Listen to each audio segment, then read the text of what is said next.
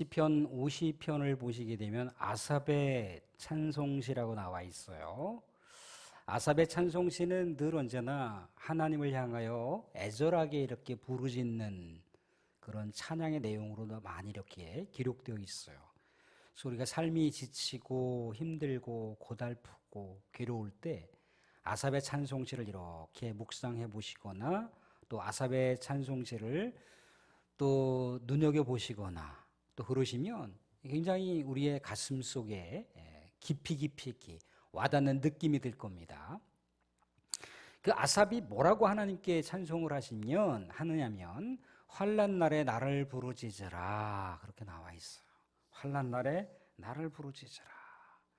하나님을 향해서 환난 날에 부르짖었을 때 하나님께서 내 응어리지어 있는 내 엉켜 있는 그 마음, 내 일그러져 있는 그 마음의 심정들을 다 헤아리실 것이라고 하나님께 기대어서 그렇게 노래하는 그 노래, 그것이 이제 아삽의 시의 백미라고 볼 수가 있습니다. 아무튼 아삽이라고 하는 사람도 하나님께 예배 찬송으로 나아가지만 예배 찬송으로 나아가는 과정 속에서 늘 언제나 자신의 심정을 기도로 걸어놓기도 하고 또 예배로 걸어놓기도 하고 그렇게 나아갔다는 거예요. 그런데 살아가면서 우리가 기도를 하다 보면요, 어떤 우리의 삶의 환란이 이렇게 직면돼 있거나 아니면 앞으로, 당장은 아니지만 앞으로 이렇게 환란이 뭔가 다가올 것 같은 그런 조짐이 있을 때 우리는 어떻게 하나요? 하나님께 기도를 한다는 거죠. 기도를 하는데 내가 원하는 그 소망이 있어요. 그죠? 내가 원하는 해결책이 있습니다. 물론 그것을 놓고 우리가 기도를 합니다. 하나님 이렇게 저렇게 이렇게 소망합니다. 간절히 원합니다.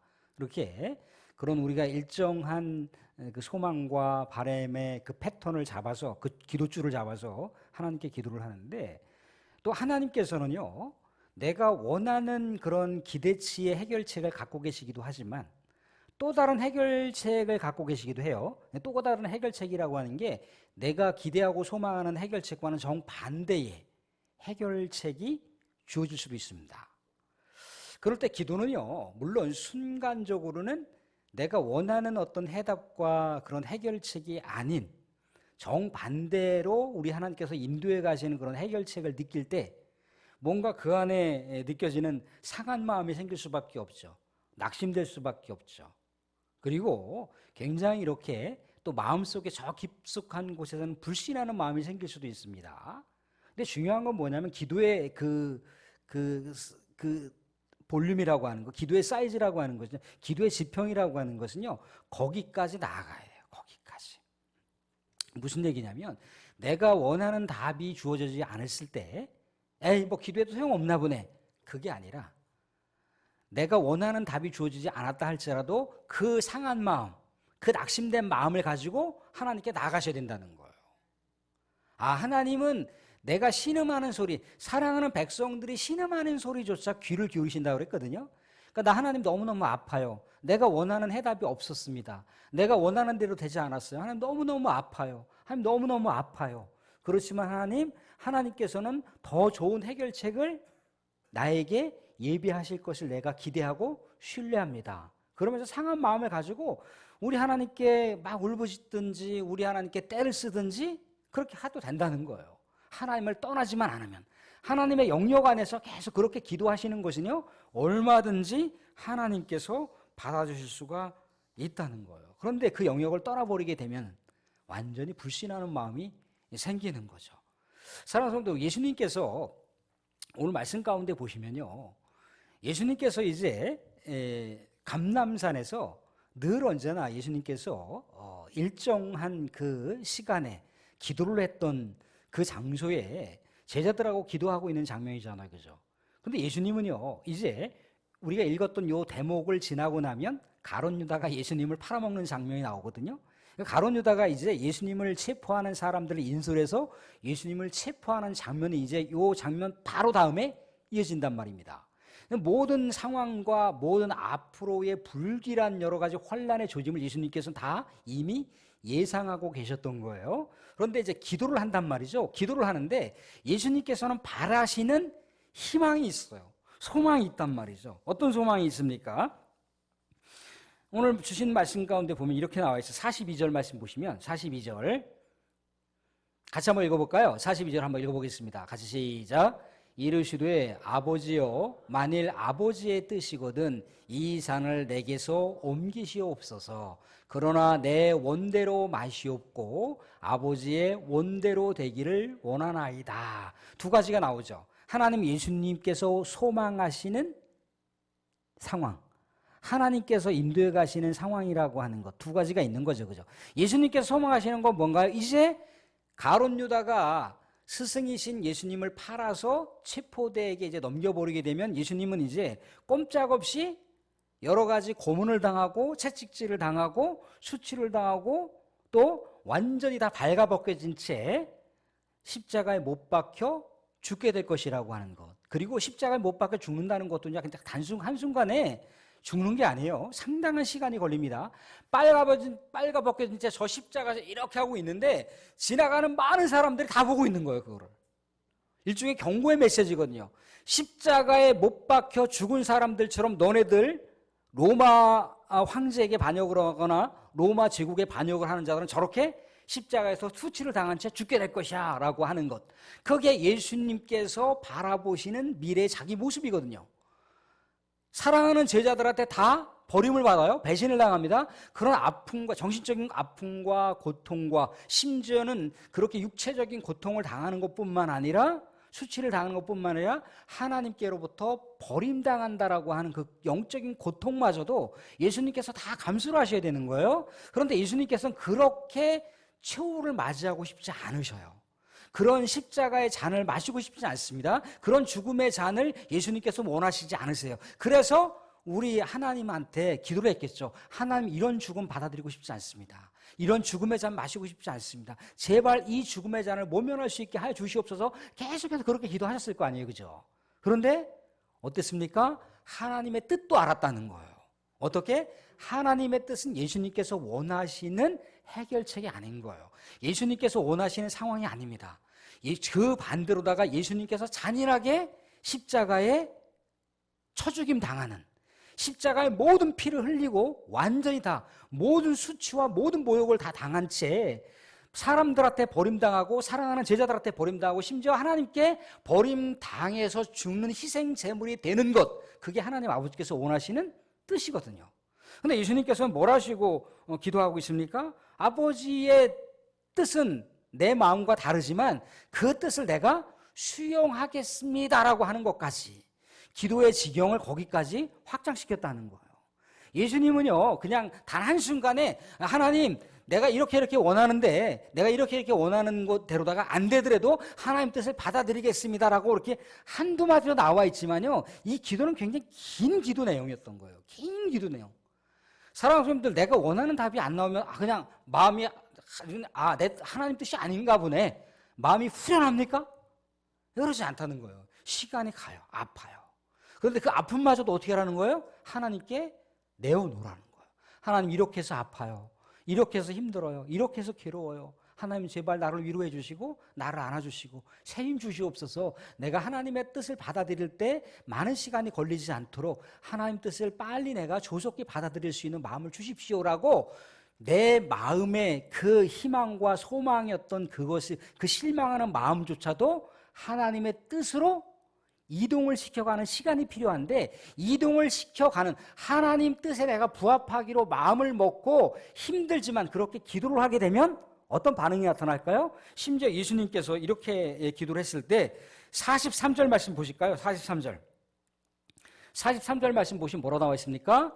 천사가 하늘로부터 예수께 나타나 힘을 더하더라. 44절에도 예수께서 힘쓰고 애써 더욱 간절히 기도하시니 땀이 땅에 떨어지는 핏방울같이 되더라. 무슨 얘기예요? 하나님의 뜻으로 내가 정말 기대하고 원하고 소망하고 바랬던 그런 해결책, 그런 방향이 있는데 그 방향은 하나님께서 원하시지 않는다는 거죠. 하나님께서 방향을 틀어버리셨습니다. 나는 왼쪽 길로 가고 싶은데 내가 원하는 건 왼쪽 길인데 하나님께서 오른쪽 길로 틀어버리셨어요. 그러니까 왼쪽 길로 틀어진 거에 대해서 얼마나 괴롭고 아프겠습니까? 근데 그 상심한 마음, 상한 마음조차도 하나님께 예배하는 마음으로, 하나님께 기도하는 마음으로 그렇게 내 마음을 바꾸기로 내가 결단했을 때 천군 천사도 내가 우리 하나님의 뜻을 완전히 내가 수용할 수 있도록 돕는다는 거예요. 이게 기도의 지경을 넓혀가는 모습이라는 겁니다. 깨어서 기도하라는 거예요. 깨어서 기도하라. 오늘 말씀 가운데 보면요, 40절과 46절에 예수님께서 뭐라고 얘기하십니까? 제자들에게 40절 보시면 그곳에 이르러 그들에게, 제자들에게 이르시되 유혹에 빠지지 않게 기도하라. 유혹에 빠지지 않게 기도하라. 그렇게 합니다. 또한 46절에도 뭐라 나와요? 46절은 같이 한번 읽어볼게요. 같이 읽겠습니다. 같이 시작. 이르시되 어찌하여 자느냐? 시험에 들지 않게 일어나 기도하라 하시니라. 예, 그런데 잠깐 40절 자막 지우지 마시고요. 자, 이 두 사이에는 유혹에 빠지지 않게 기도하라 하셨고 또 시험에 빠지지 않게 기도하라 하셨어요. 두 가지가 같은 맥락이죠. 그죠? 그럼 그 가운데는 어떤 내용들을 우리가 살펴볼 수 있느냐면 예수님의 뜻과 예수님께서 원하시는 방향과 하나님께서 원하시는 뜻과 하나님께서 인도하시는 방향이 달랐지만 예수님께서 유혹에 넘어지지 않고 예수님께서 뭡니까? 시험에 들지 않고 기도를 함을 통해서 하나님의 뜻으로 자기의 마음을 이동시켜가는 그 과정을 우리가 봤죠. 그죠? 그런데 이 과정에서 제자들은 어떠한 모습으로 나와 있느냐면 45절 보시면 기도 후에 일어나 제자들에게 가서 슬픔으로 인하여 잠든 것을 보시고 슬픔으로 인하여 잠든 것을 봤다는 거예요. 제자들은 슬퍼했다는 겁니다. 뭐 때문에 슬퍼했을까요? 예수님께서 내가 이제 예루살렘에 가게 되면 이방인에 의해서 체포당하고 이방인에 의해서 완전히 다 내 육신이 난도질 당해서 그렇게 죽게 될 것이다라고 제자들과 이별에 대한 이야기를 했다는 거예요. 예수님께서 제자들에게. 근데 제자들은 그 이별이라고 하는 걸 예수님께서 뭔가 항전하다가 로마 제국과 싸우다가 죽는다라고 생각을 했다는 거죠. 물론 아무튼간 예수님이 이렇게 하든 저렇게 하든 아무튼 죽게 된다는 것이죠. 제자들은 알았습니다. 항전을 하다가 죽는 줄 알았지만 나중에 알고 보니까 뭐예요? 아, 예수님께서는 이 땅 가운데 그냥 단순하게 이스라엘이라고 한 민족을 위해서 오신 게 아니라 온 열방을 구원하시기 위해 그저 전투에서 이기기 위해서 오신 게 아니라 모든 죄와 사망 권세를 이기시기 위해서 자신을 십자가의 죽음으로 몰고 가셨다라고 하는 걸 나중에 제자들이 예수님이 부활하시고 나서 예수님이 승천하시고 나서야 알게 됐다는 거잖아요. 그전에는 몰랐다는 거죠. 그전에는 예수님 자신들이 그렇게 사랑하고 그렇게 자신들이 추앙하고 있는 예수님이 죽으시면 이별하시면 어떨까라고 슬픔과 고통과 아픔 가운데 계속해서 그렇게 젖어 있는데 너무너무 지쳐 있어서 기도조차 할 수 없는 그런 상황이 됐다는 겁니다. 그런데 사랑하는 성도님들, 우리가 기도의 원리 중에 중요한 게 있습니다. 기도의 원리 중에 중요한 게 있는데 뭐냐면 우리가 근심과 걱정이 계속해서 우리를 사로잡잖아요. 근심과 걱정을 계속해서 우리가 방치해버리잖아요. 우리가 거기에 모든 것을 그냥 그렇게 근심과 걱정이 흘러가는 대로다가 그냥 내버려 두게 되면 어떤 현상이 일어나냐면 사탄이 쓱 들어와요. 사탄이 쓱 들어옵니다. 사탄이 쓱 들어와서 하나님께로 나아갈 수 있는 길을 완전히 봉쇄해버려요. 하나님께 내가 기도해야지, 내가 이렇게 힘들고 지칠 때 하나님께서는 기도하라고 사인을 주셨지, 예수님도 힘들고 지칠 때 기도하셨지, 시험에 들지 않게 기도하라 하셨지, 유혹에 빠지지 않게 기도하라 하셨지, 그 말씀을 자꾸 상고하면서 내가 근심 걱정 쌓일 때 찬송도 좋습니다. 찬송을 계속 부르셔야 돼요. 또한 하나님의 말씀을 계속해서, 화살 말씀인데 이 쪼가리 말씀을 계속해서 붙들어야 돼요. 아, 근심하지 말라고 했지, 아, 유혹에 빠지지 않게 기도하라고 하셨지, 깨어 기도하라 하셨지, 깨어 기도하라 하셨지, 계속해서 스스로 세뇌를 시키셔야 돼요. 예수님의 이름으로 자꾸만 내 안에 들어오는 사탄의 역사를 자꾸 봉쇄하셔야 돼요. 자꾸 내쫓으셔야 돼요. 그렇지 않으면 사탄이 쓱 들어와 갖고요, 사람을 우울하게 만들어버려요. 사람 우울증 걸리게 만든다. 물론 정신적으로나 의료적인 우울증에 빠질 수도 있지만 그 우울증에 정신적으로 빠져 있는 것을 어떻게 해요? 영적으로 사탄이 이끌어가 버린다고요. 그래서 유혹에 빠지지 말고, 그래서 시험에 빠지지 않고 기도하라는 거예요. 기도하라는 거예요. 그래서 늘 언제나 우리는요, 근심과 걱정이나 어떤 불평과 막 분노가 생길 때 특히 조심해야 될 건 뭐냐면 생각을 많이 하시면 안 돼요. 생각을 많이 하시면 안 돼요. 생각을 그렇게 근심과 걱정과 분노와 원망과 그런 것들이 막 가득 쌓일 때 생각을 하면 어떻게 되나요? 생각을 하면 정리가 안 돼요. 오히려 정리가 잘 되는 쪽으로다가 생각을 이렇게 단순화시키면 되는데, 사람이라고 하는 존재는 본디 이 죄된 본성의 영역이 있기 때문에 계속해서 꼬리에 상상을 막 만들어가요. 없는 상황을 막 만들기도 하고요, 없는 이야기를 막 부풀려서 만들기도 합니다. 근데 그 생각이라고 하는 것이 그렇게 머물고 자꾸 키우다 보면요, 자기의 마음으로 담아둘 수가 없습니다. 그래서 그 생각을 어떻게 하나요? 옆에 있는 사람들한테 이동시킨다는 거예요.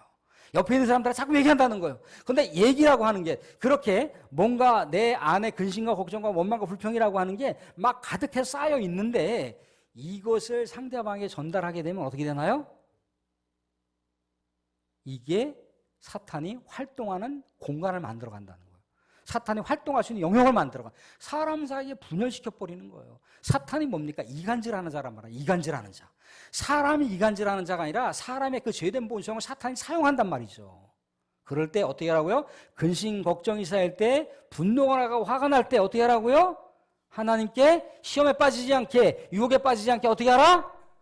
기도하라. 예수님도 어떻게 하셨다고요? 기도하셨다고요.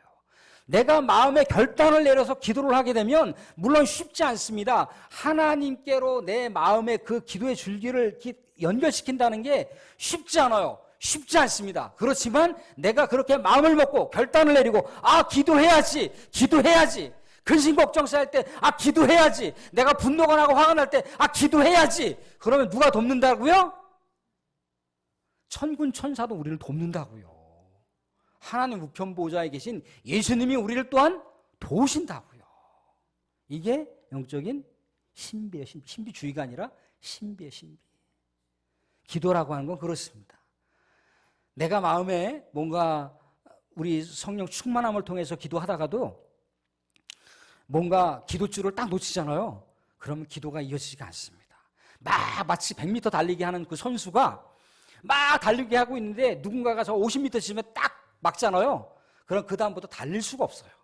전력 질주할 수가 없습니다. 기도라고 하는 것이 그렇습니다. 그렇지만 그런 상황 속에서도 내가 다시 하나님께 기도해야지라고 하는 거 의무가 아니라 믿음의 사람들에게 주신 축복의 선물이에요. 마음껏 기도하시고, 마음껏 축복 기도하시고, 마음껏 대접 기도하시고, 마음껏 예수 그리스도의 이름으로 사탄을 내쫓으시고, 마음껏 예수 그리스도의 이름으로 성령의 역사를 이루신다면 그것이 하나님께서 우리와 함께하는 삶이 될 수가 있고, 천군 천사들도 우리의 삶을 도우신다 얘기하고 있습니다. 사랑하는 성도들, 우리가 하나님께서 우리에게 주시려고 하는 마음은 뭡니까? 유혹의 마음입니까? 우리를 쓰러지려고 주시는 어떤 그런 시험의 마음입니까? 그렇지 않다는 거예요. 사랑하는 백성들이 거대한 영적인 에너지를 마음껏 여러분들 걱정과 근심 가운데 에너지를 쏟지 마세요. 분노와 화에 에너지를 쏟지 마시라고요. 어디다 에너지를 쏟아라? 기도의 에너지를 쏟아라. 기도의 에너지를 쏘면요, 하나님의 그 닫혀있는 문이 열려갖고 우리하고 연결된다는 거예요. 연결된다. 자, 한 주간 우리 뭐가 있습니까? 예, 3인 3색 우리 심령 대붕회가 있습니다. 또 우리 새벽으로 또 깨어서 같이 합심 기도해서 이번 붕회 우리의 삶이 해결되고, 우리의 문제가 해결되고, 우리의 가정의 문제가 해결되고, 우리의 직장의 문제가 해결돼서 우리의 놀라운 축복의 일기를 우리가 영적인 눈을 열어서 볼 수 있고 하나님의 영적인 말씀을 들을 수 있는 그런 심령 대붕을 우리가 준비할 수 있도록 그렇게 깨어서 기도할 수 있는 한 주간이 될 수 있기를 주님으로 축원드립니다.